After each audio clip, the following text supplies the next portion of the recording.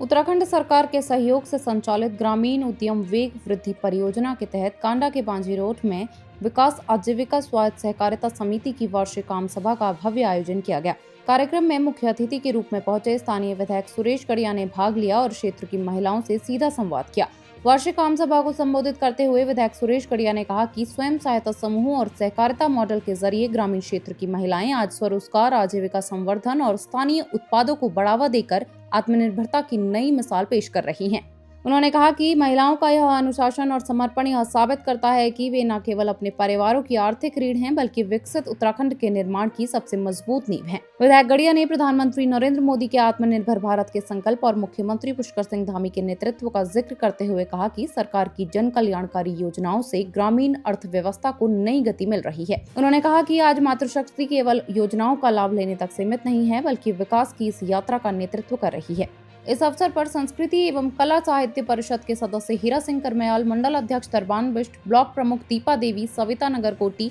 दीप के परियोजना अधिकारी आरिफ खान सहित बड़ी संख्या में स्थानीय जनप्रतिनिधि व महिलाएं मौजूद रहीं। आज महिला समूह का कार्यक्रम है। समूहों के माध्यम से हमारे देश के यशस्वी प्रधानमंत्री माननीय नरेंद्र मोदी जी का संकल्प है कि हम मातृशक्ति को आत्मनिर्भर बनाने की दिशा में आगे बढ़ रहे हैं और हमारी माताएं बहनें स्वरोजगार के क्षेत्र में अपने अपने गांवों के अंदर बहुत सारा काम कर रही है और जो उनका उत्पाद है, जो उत्पादन वो कर रहे हैं, उन उत्पादों को जो है समूहों के माध्यम से राज्य स्तर तक, राष्ट्रीय स्तर तक, अंतर्राष्ट्रीय स्तर तक, बाजार तक पहुंचाने के लिए हमारी सरकार माननीय पुष्कर सिंह धामी जी लगातार प्रेरित कर रहे हैं। तो इसलिए मैं जहां कहीं भी महिला समूह की बैठक है, इन बैठकों के माध्यम से हम पूरे क्षेत्र के समस्याओं के बारे में भी जानकारी ले रहे हैं और जहां पर जो काम छूटे हैं उन कामों को पूर्ण करने की दिशा में हम आगे बढ़ रहे हैं। हमारे देश के प्रधानमंत्री जी ने कहा है कि 2047 तक भारत को विकसित बनाना है, तो उस लक्ष्य को लेके हम लगातार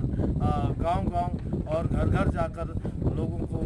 स्वरोजगार के माध्यम के साथ जोड़ने का प्रयास कर रहे हैं। जो हमारा ट्रेडिशनल काम था, जो हमारे बुज़ुर्गों ने हमें विरासत में जो चीज़ें